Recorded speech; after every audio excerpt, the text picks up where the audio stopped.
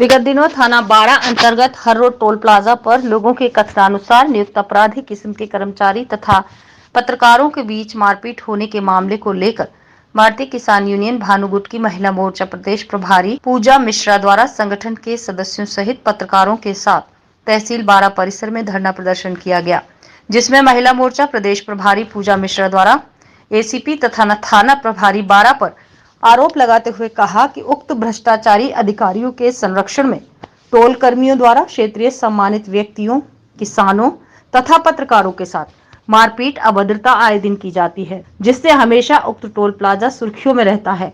लोगों द्वारा कहा जाता है कि जब भी पत्रकारों द्वारा टोल प्लाजा पर ओवरलोड वाहनों को पास कराने का समाचार आवागमन करने वाले लोगों से टोल टैक्स के नाम पर जबरन मारपीट कर अवैध वसूली करने तथा टोल पर एम्बुलेंस मौजूद न रहने का समाचार पत्र चैनलों के माध्यम से पर्दाफाश पत्रकारों के द्वारा किया गया, जिससे नाराज टोल कर्मियों द्वारा विगत दिनों उक्त टोल से गुजरते समय पत्रकारों से अभद्रता और मारपीट की गई थी, जिस पर पत्रकारों तथा क्षेत्रीय सम्मानित व्यक्तियों द्वारा टोल कर्मियों का काफी विरोध हुआ।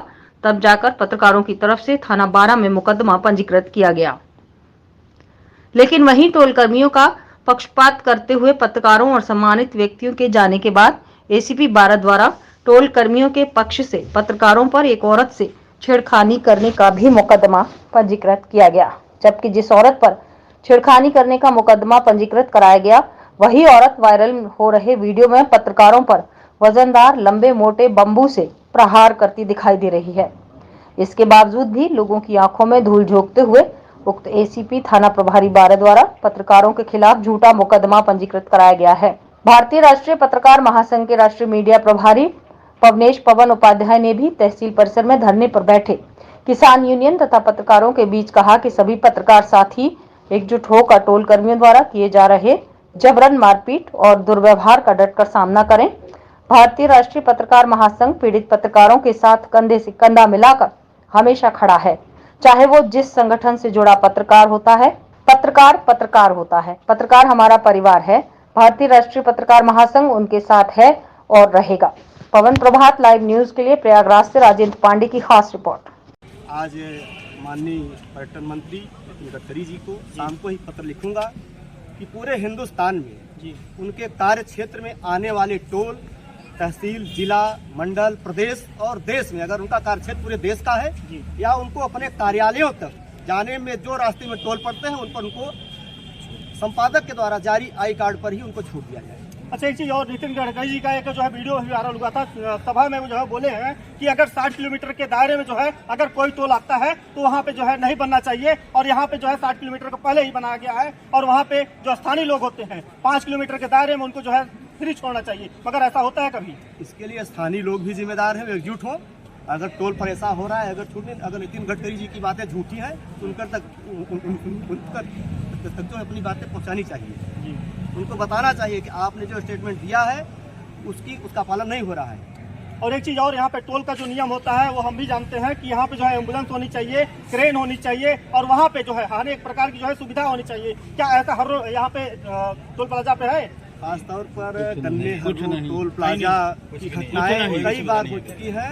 इस टोल प्लाजा पर आए दिन मारपीट आम जनता के साथ, पत्रकारों के साथ, राजनीतिकों के साथ, व्यापारियों के साथ और यहाँ तक कि वकीलों के साथ भी इस तरीके की तमाम घटनाएं होती रहती हैं। सुनने में आता है, यह बहुत ही निंदनीय कार्य है। एक डंडा लेके जो है पत्रकारों के ऊपर हमला कर रही है, उस पर क्या कहेंगे आप? वो तो आयाती तो कहीं न कहीं पोषित है और उसको इसीलिए रखा ही गया है।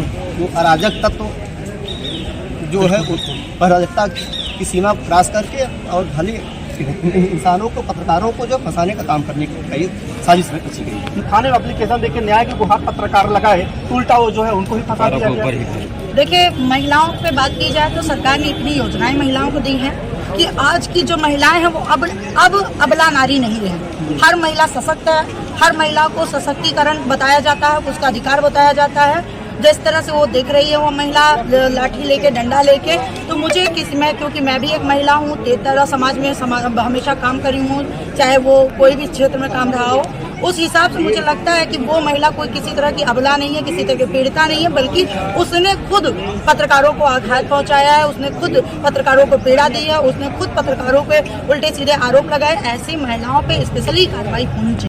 प्रशासन की दूरी टोल से मात्र 500 मीटर की और 500 मीटर, और क्योंकि हाईवे है, रोड कहीं टूटी फूटी नहीं है, तो मात्र 5 से 10 मिनट की दूरी है। हम कहते हैं कोई पत्रकार साथी गलत था या कोई राहगीर गलत जा रहा है तो आप तत्काल प्रभाव से मौके की पुलिस को बुला लेते।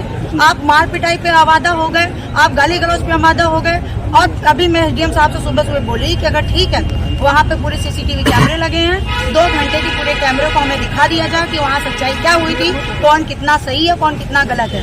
अब रह गई छेड़खानी की बात, तो 10 मिनट में अंदर पुलिस मौके पे आ गई। अब पुलिस के सामने छेड़खानी हो रही है तो इससे बड़ी दुर्भाग्य की बात क्या हो सकती है। वह मौजूदा एक एसीपी और एक 2-3 थाने के एसएचओ के सामने एक लड़की को इज्जत पे हाथ डाला जा रहा, छेड़ा जा रहा है, तो मुझे लगता है पुलिस प्रशासन से भ्रष्ट कोई प्रशासन नहीं हो सकता। आज पत्रकार साथी भारत के चौथे स्तंभ कहे जाते हैं न्यायपालिका के तौर पे। इनका एक खुद का वजूद है।